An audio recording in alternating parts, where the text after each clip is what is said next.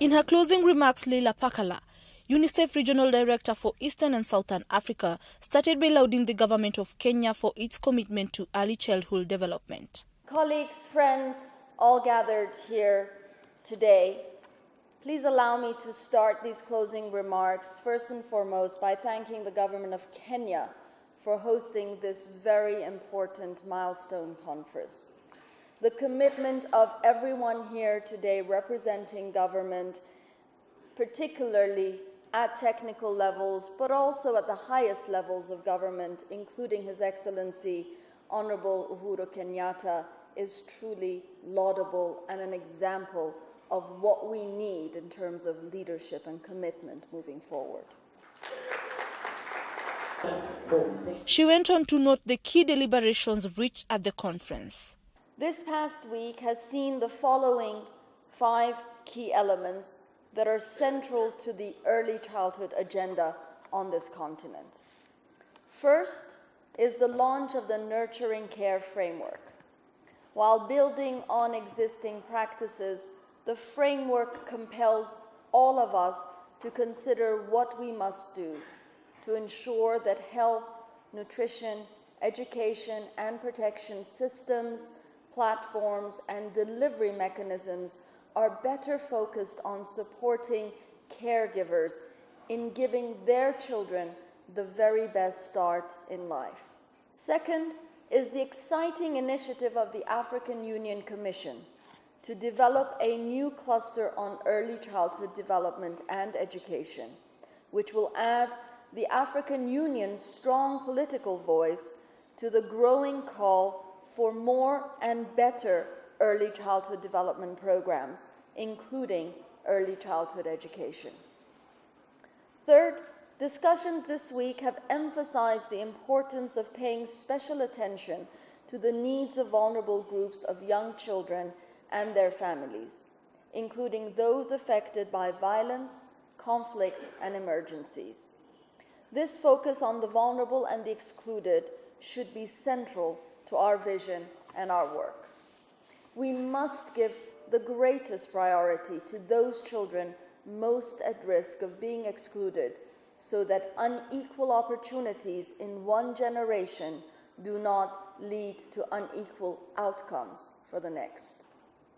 Fourth, financing has been identified as a key enabler to move the needle on early childhood.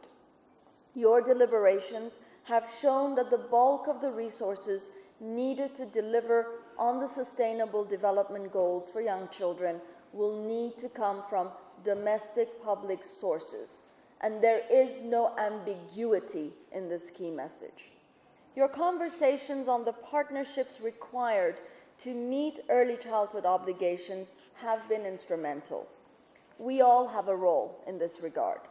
Governments, to take the lead and dedicate commensurate resources, financial and human.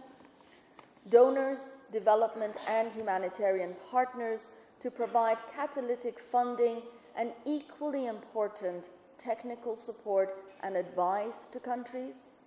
Parents to enable a nurturing, caring, loving environment for their children and continue to demand for more and better services. Academia to keep producing high-quality analysis and evidence to inform the scale-up of programs. And the private sector to provide an enabling environment for early childhood development within its workplace and continue to call for investment in young children as this makes sense for business, for our economies, and for our societies. But we're gathered here today. She had a special message for the civil society, which she noted played the most critical role in early childhood development delivery. But we're gathered here today because of one group of actors that is central: civil society. It is often you, those of you who are here from civil society, who are delivering to communities most in need. It is you who most often innovate, advocate, and agitate for the rights of the most vulnerable. I would urge you to keep on doing just that and not to step aside at any point in time. Taking a lesson from our inspiring... She noted that the attainment of the Sustainable Development Goals was dependent on early childhood development. The Sustainable Development Goals are dependent on a robust early childhood development agenda, and those relating to eradication of hunger, ensuring healthy and nutritious lives, providing quality education and protection for all, and achieving peace and justice are particularly at risk if we do not deliver for young children. Nazi Kivuta, First Lady Makueni County, and the Chair County First Ladies Association reiterated the First Lady's commitment to the early childhood development course.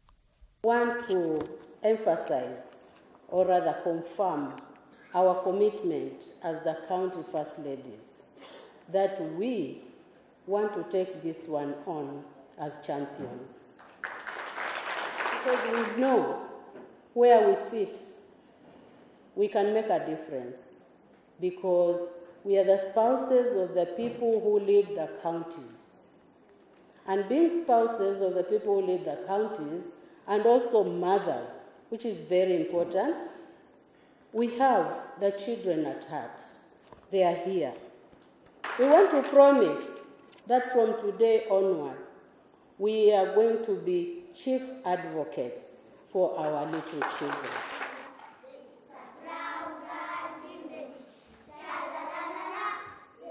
As the conference comes to a close, one thing is clear, that children are at the center of our existence. In the pre-colonial era, the children were central to life. And the need to stand up for them. It's just too hard and walk away, to turn our backs on children. We can't do that because of who we are and the responsibilities that we have accepted. Every nation must invest in its future, and it sure does make every economic sense to invest in the children. After all, they are the future.